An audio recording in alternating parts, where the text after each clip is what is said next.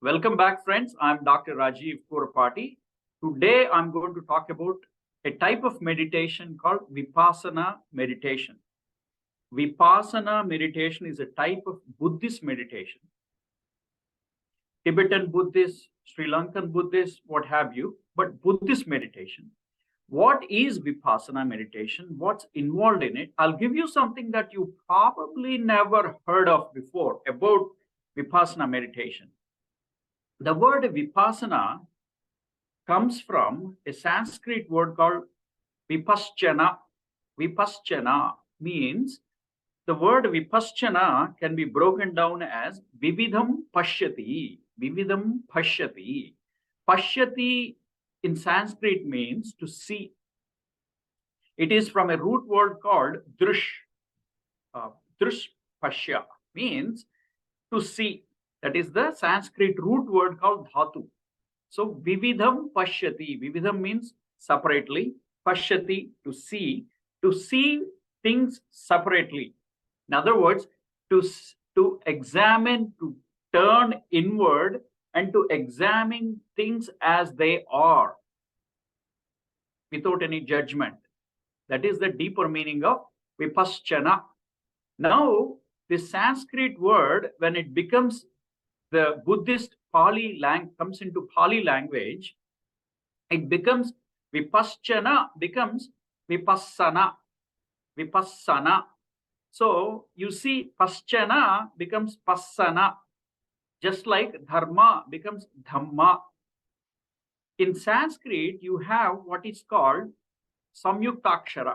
Samyuktakshara means if two different consonants come together, they form a combination word called Samyuktaksharam.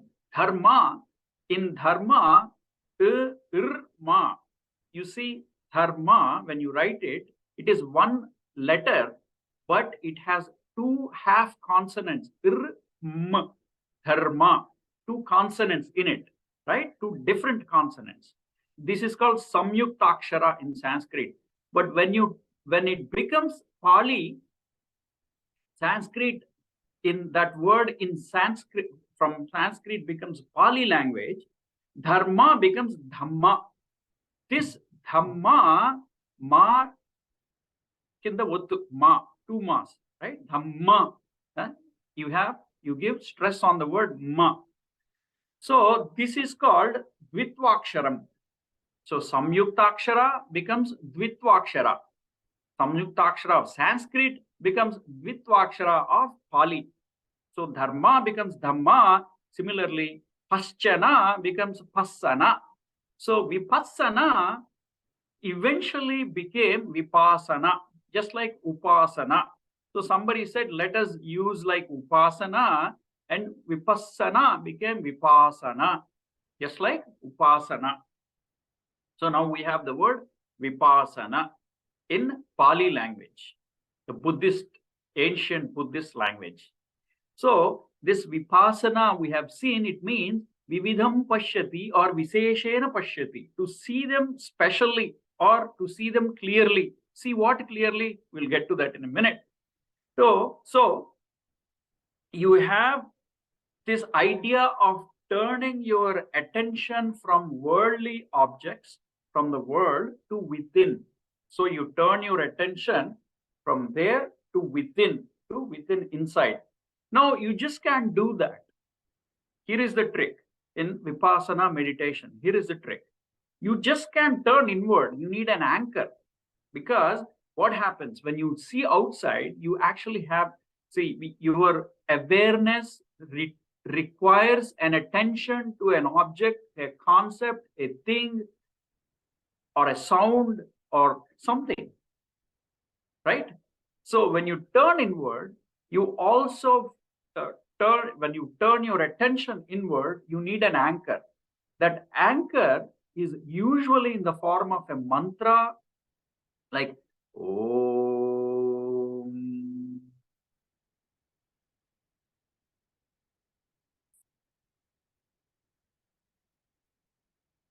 So this Om mantra, Om Namah Shivaya, Om Namo Narayanaya, Om Sri Krishnaya, Namaha, whatever, Om Namaha, whatever it is.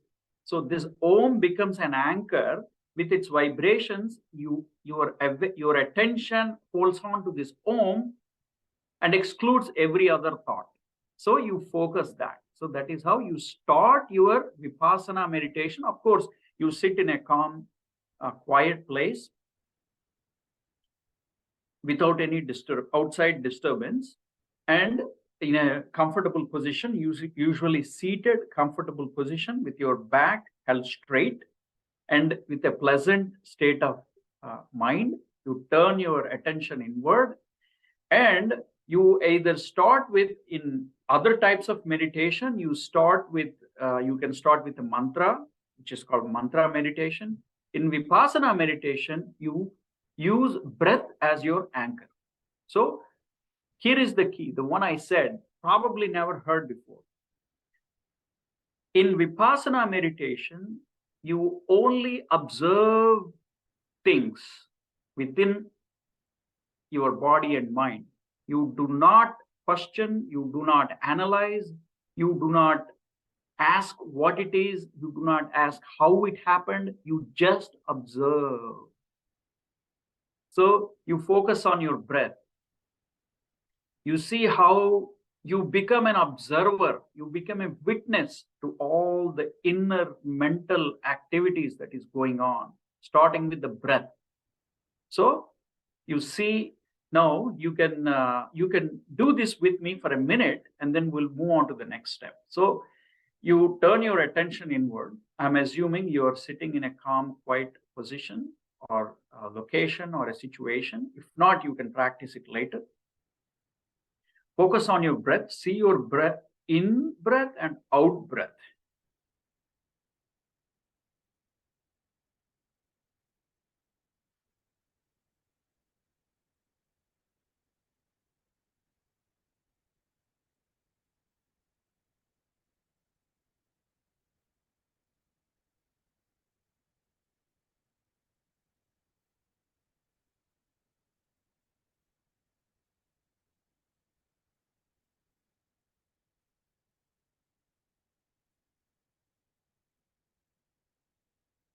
Nice and easy breaths. You focus on your breath. Slowly your breath from shallow breath to nice and deep, easy breaths. So just focus on that breath.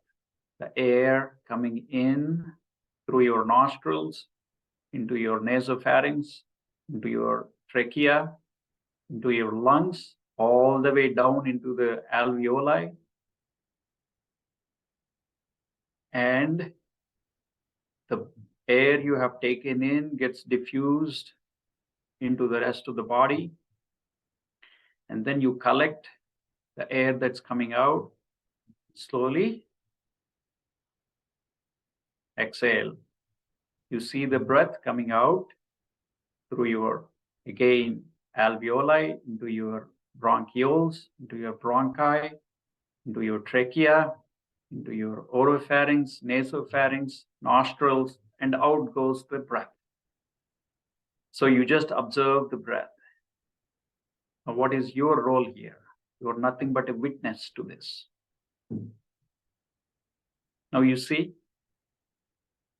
you don't question it, you don't analyze it, you just observe it. And then you shift your awareness, your attention to what is called body awareness. So you scan your body from toe to head. Either you can do from head to toe, but I prefer from toe to head because it's a nice ascending process from toes to your feet, to your ankles. Just scan your body.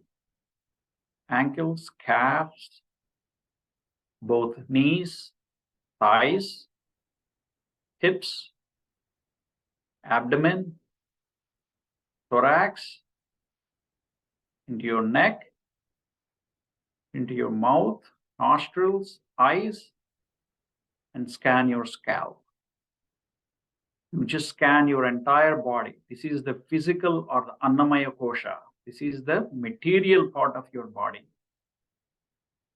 So you scan your body all the way, and if you feel any sensations, you just simply observe them. You don't do anything with them. You just observe them. Tingling, numbness, pain, discomfort, anything that arises in the body, and it's inevitable that these things arise every now and then. You simply observe them. If you feel uncomfortable in a certain position, you can adjust yourself, but you simply observe all these activities. So this is not easy. It sounds very easy. It is as if you are just observing it.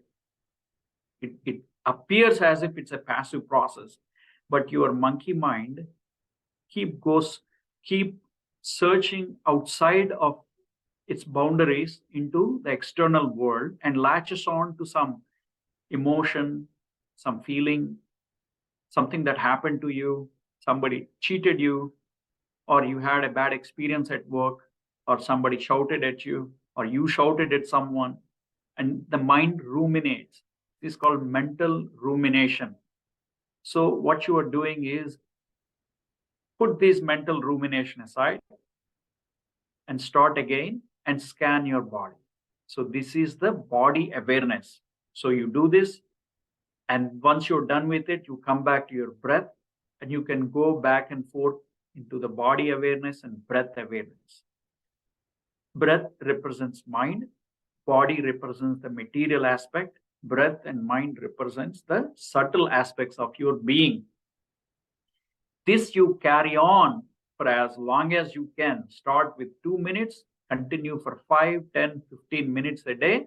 You carry on with this type of meditation. This is a simplistic explanation of Vipassana meditation. So there are so many instructions out there on YouTube and everywhere else. You can look them up. But remember, Vipaschana became Vipassana. That became Vipassana. Vividham pashyati, to see things as they are. Now, what is the ultimate goal of this? Okay, now I'm doing all this. What is the purpose of it? See, meditation is the means to attain a goal and also the goal. What does that mean? When you do this type of meditation, you develop what's called mindfulness. You develop focus, you develop attention, you develop compassion. Believe it or not, you do develop compassion, and that is a very remarkable consequence of such a meditation. So there are numerous benefits. Your anxiety levels improve, your blood pressure improves, you sleep better, you think sharply, you have better relationships when you see this, when you develop this. Now, why this happens? Why all these benefits happen? It doesn't happen just because you are watching, you became a witness to something, or you are just observing it. Ultimately, what happens is you start seeing all the things that come to your mind, all the activities, all the relationship, feelings, anxieties, emotions, they are all ephemeral. You start seeing the illusion of all this. You start seeing the impermanence of all this. When you see the impermanence of all this, you start developing compassion towards yourself, actually. Radical self-help begins by developing compassion towards yourself. What does that mean? Most of the time, we blame ourselves a lot for the mistakes we have done, or the things we have missed, or the blunders or the failures and so on that happened in our life. When you see the impermanence of all this, you develop a sense of loving compassion towards yourself, because it's ephemeral, it's impermanent. Ultimately, what we call this ego is also like a smoke, weaving of smoke. It is like a whirlpool. It takes a form, but it does not by itself have a permanent position. It just forms out of nothing and goes back into nothingness. When life itself when what we call ahankara, myself, my ego, itself is impermanent, you start seeing, you start taking things lightly. Sincerely, you do your work sincerely, but you start taking your both successes and failures lightly, because you have realized the impermanence of your ego self. Okay, so this is the background, this is the basis of why Vipassana meditation helps. So if this is something that you are inclined to, you are a type of, if you are a meditator type of a person, and if this has helped, then leave some comments and tell us how this has helped.